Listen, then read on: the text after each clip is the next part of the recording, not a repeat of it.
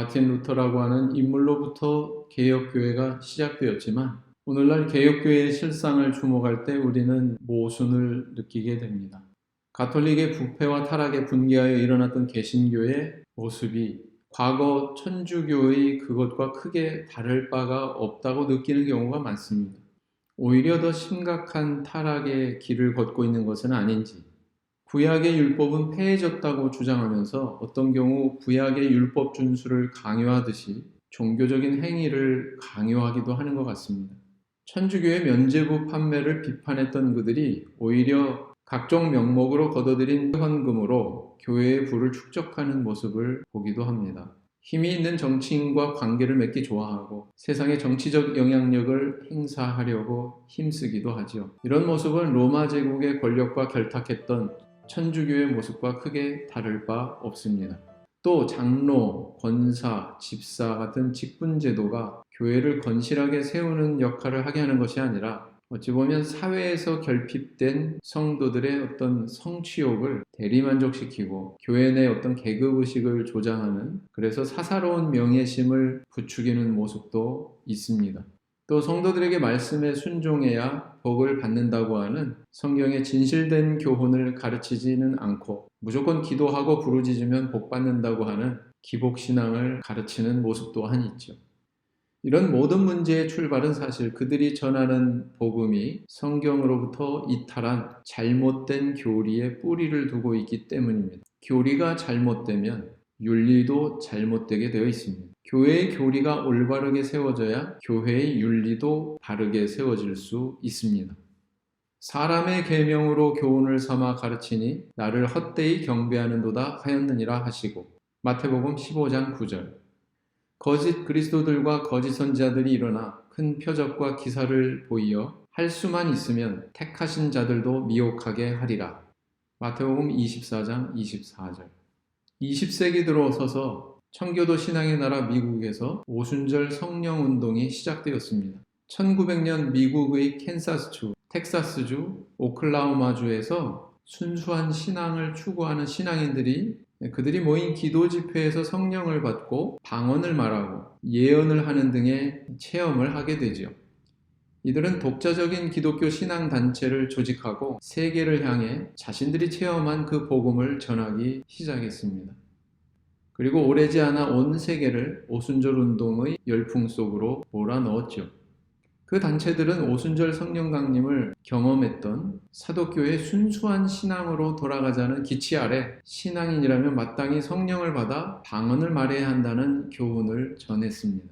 미국의 오순절 운동의 물결은 기독교에 대해서 변방이라고 표현할 수 있는 중국에까지 이르게 되죠.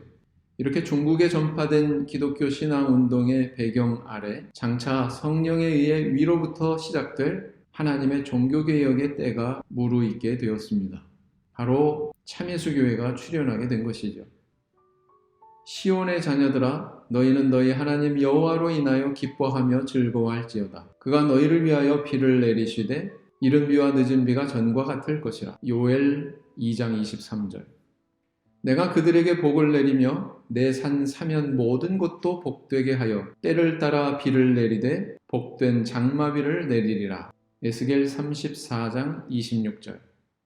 이 요엘서와 에스겔서의 두 구절은 하나의 비유를 담고 있습니다. 그것은 성령을 비로 비유하고 있는 점과 다른 하나는 성령이 두 때로 나뉘어 이 땅에 내린다는 것을 비유하고 있는 것이죠. 그래서 이른 비와 늦은 비, 두 때의 비가 내릴 것을 이야기하고 있습니다.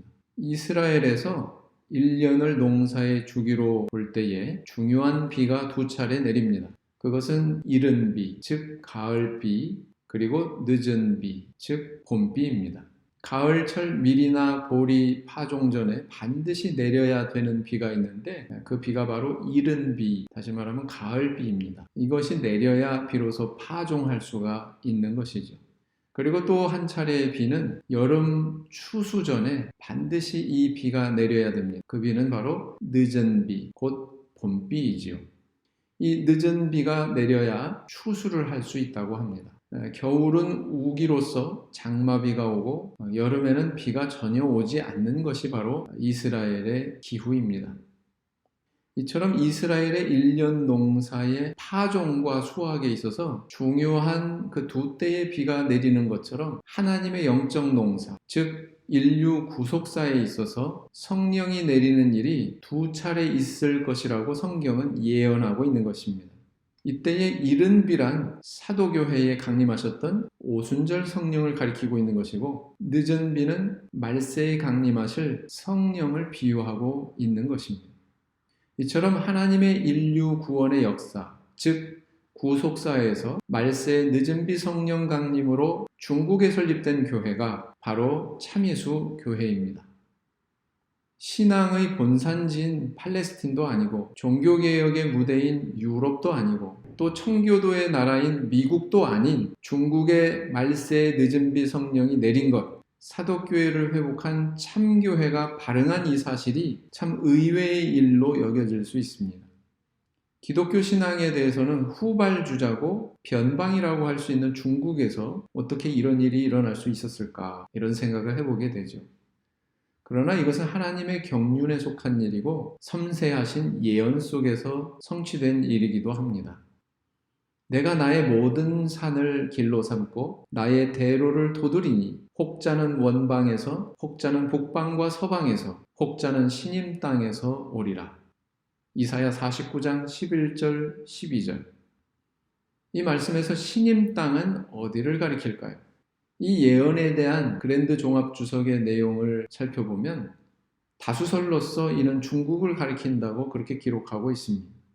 또 예수 그리스도께서는 이 땅에 오셨을 때 출신지가 나사렛으로 알려졌었죠. 그래서 나사렛 이단이라고 그렇게 표현하기도 했습니다. 그런데 당시 나사렛이라고 하는 것은 일반인들에게 매우 비천하게 여겨져서 선지자가 나올 수 없을 만큼 그런 형편없는 마을로 여겨졌습니다. 나다나엘과 같이 신실한 제자조차도 그 지명에 대해서 이와 같이 표현할 정도였으니까요. 나다나엘이 이르되 나사렛에서 무슨 선한 것이 날 수 있느냐? 빌립이 이르되 와서 보라 하니라. 요한복음 1장 46절. 마치 예수 그리스도께서 나사렛에서 출현하신 것처럼 말세의 참교회도 기독교 신앙의 후발주자요 변방인 중국에서 출현한 것을 대비시켜 보면 이것이 그리 이상한 일이라고 여길 이유가 없습니다.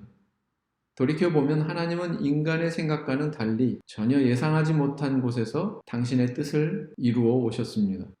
또 성경을 살펴볼 때 비천한 자를 높이시고 귀한 자를 낮추시는 과거의 역사를 많이 발견할 수 있지요. 왜 하나님은 20세기에 이르러 성령을 내려주시고 지상에 새로운 한 교회를 세우셔야만 했으며 그 일이 의미하는 바는 무엇일까요?